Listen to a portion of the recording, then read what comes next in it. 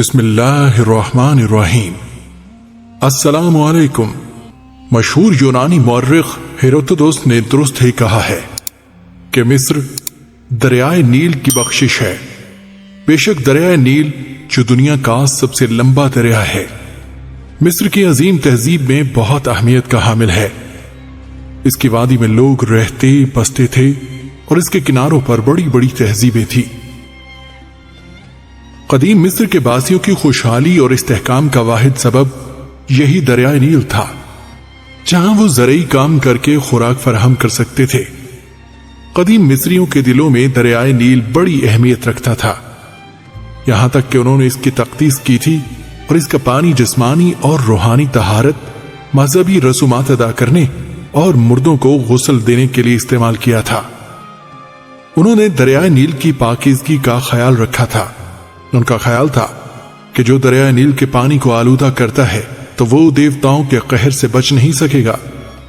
اس بات کا مذہبی کتابوں میں ذکر کیا گیا تھا۔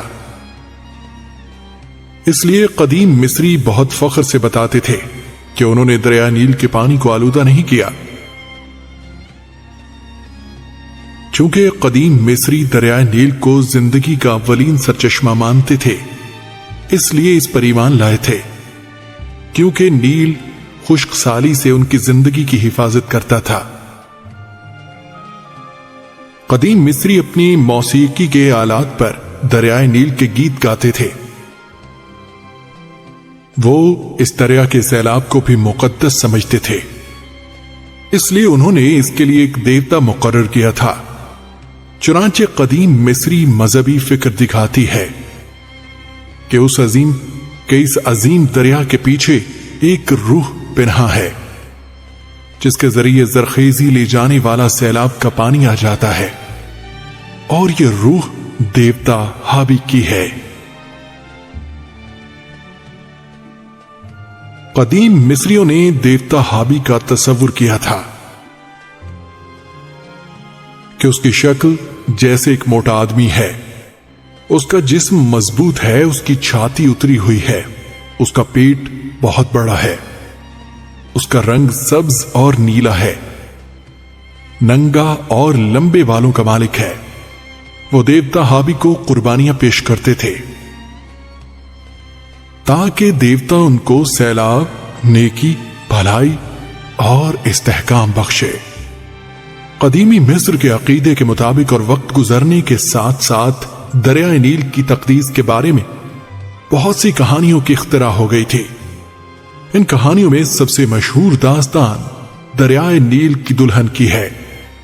داستان یہ ہے کہ قدیم مصری ہر سال دریائے نیل کے لیے ایک بہت ہی خوبصورت کنواری لڑکی کو قربان کر دیتے تھے۔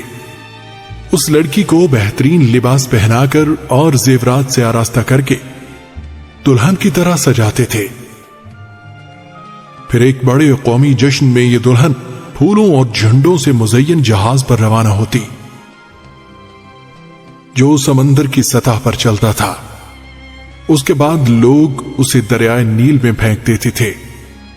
ان کا خیال تھا کہ وہ دلہن دوسری دنیا میں ہابی دیوتا سے شادی کرتی تھی۔ اس طرح دریا خوش ہوتا تھا اور ان کے اس عمل سے بہنے لگتا تھا اور لوگوں کو پانی دیتا تھا۔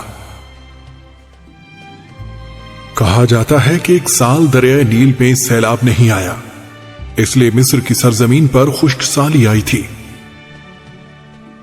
مصر کے لوگ سوگوار ہو گئے تھے اور قحط سالی نے انہیں بہت زیادہ متاثر کیا تھا۔ مصر کا بادشاہ بھی بہت غمگین تھا، جس نے سردار کاہن کی موجودگی کی درخواست کی تھی اور اس سے پوچھا تھا کہ دریائے نیل کا سیلاب کیوں نہیں آیا۔ سردار کاہن نے بادشاہ کو بتایا کہ قحط سالی کی وجہ یہ ہے کہ دریائے نیل بہت افسردہ ہے، کیونکہ وہ ایک خوبصورت کنواری لڑکی سے شادی کرنا چاہتا ہے۔ تب بادشاہ نے دیوتا ہابی کی دلہن بننے کے لیے انتہائی خوبصورت لڑکی کے انتخاب کا حکم دیا تھا۔ یہ سالانہ روایت کئی سال تک جاری رہی تھی۔ پھر یہ ہوا کہ کاہن کو ایک سال بادشاہ کی اکلوتی بیٹی کے علاوہ ایک بھی خوبصورت کنواری لڑکی نہیں ملی۔ اس کے باوجود کاہن نے تہوار منانے کا عزم کیا تاکہ دریائے نیل ناراض نہ ہو۔ شہزادی کی لونڈی کو یہ خبر ملی تو بہت افسردہ ہوئی۔ اس لونڈی نے دلہن کو اپنے گھر میں چھپا لیا، اس کو اپنی بیٹی کی طرح بنا کر رکھا، کیونکہ اس کے کوئی اولاد نہیں تھی۔ اس نے شہزادی سے مشابہت والی دلہن کی شکل میں لکڑی کا مجسمہ اس طرح بنایا کہ وہ بالکل شہزادی کی ہم شکل بن گیا۔ لونڈی نے لکڑی کی دلہن کو سجایا اور دریائے نیل میں پھینکنے کے لیے اس کی تیاری کی۔ اس نے یہ بھی فیصلہ کیا تھا کہ وہ اپنے ہاتھوں سے دلہن کو دریائے نیل میں پھینک دے گی تاکہ کوئی بھی معاملہ دریافت نہ کرے۔ تقریب مکمل ہو گئی اور جشن ختم ہوا۔ سب نے سوچا کہ شہزادی اپنے محبوب دریائے نیل کے ساتھ دوسری دنیا میں چلی گئی۔ بادشاہ کو اپنی اکلوتی بیٹی کی جدائی پر افسردگی اور مایوسی کا سامنا کرنا پڑا۔ بادشاہ اس کے غم کو برداشت نہ کر سکا۔ اس کی صحت تیزی سے خراب ہونے لگی اور وہ بستر پر جا لگا۔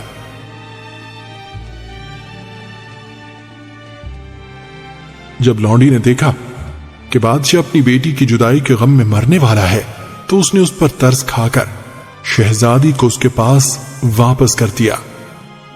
بادشاہ اپنی بیٹی کو دیکھ کے پھر سے صحت یاب ہو گیا اور پھر اسے خوشیاں نصیب ہو گئیں۔ اس کے بعد لونڈی نے بادشاہ کو اپنی چال کی کہانی سنائی۔ اس وقت سے ہر سال اصل لڑکی کے بجائے اہل مصر ایک خوبصورت لڑکی کی شکل میں لکڑی کی دلہن بناتے اور اسے سجا کر دریائے نیل میں پھینکتے تھے۔ اسلامی ورثے سے دریائے نیل کی دلہن سے جڑی ایک اور کہانی ہے کہ جب مسلمانوں نے مصر فتح کیا اور حضرت عمرو بن العاص رضی اللہ تعالیٰ عنہ مصر کے گورنر بنے تو اجمی مہینوں میں سے ایک مہینے کی 12 تاریخ کو مصر کے کچھ لوگ ان کے پاس آئے اور ان سے کہا، ہمیں اجازت دیں تاکہ دریائے نیل میں ایک دلہن کو پھینک دیں جیسے ہر سال کا معمول ہے۔ انہوں نے حضرت عمرو بن العاص رضی اللہ تعالیٰ عنہ کو یہ بھی بتایا کہ اگر یہ رسم ادا نہیں کی جائے تو دریائے نیل جاری نہیں ہوگا اور خشک سالی مصر کا مقدر ہوگی۔ حضرت عمرو نے ان سے کہا کہ اسلام میں ایسی کوئی بےہودہ رسم جائز نہیں۔ اس کے علاوہ اسلام تو اپنے سے پہلے کی ایسی تمام رسومات جاہلیت کو مٹا دیتا ہے۔ تم لوگ اس رسم پر ہرگز عمل نہیں کرنا۔ مصر کے لوگوں نے گورنر کے حکم کی تعمیل کی اور اس سال دریائے نیل میں کسی بھی لڑکی کو نہیں پھینکا گیا۔ پھر یہ ہوا کہ دریائے نیل کی روانی بالکل رک گئی اور دریا بالکل خشک ہو گیا۔ لوگ بہت ہی پریشان تھے۔ انہوں نے مصر سے نکلنے کا ارادہ کیا اور کسی اور جگہ جانا چاہتے تھے۔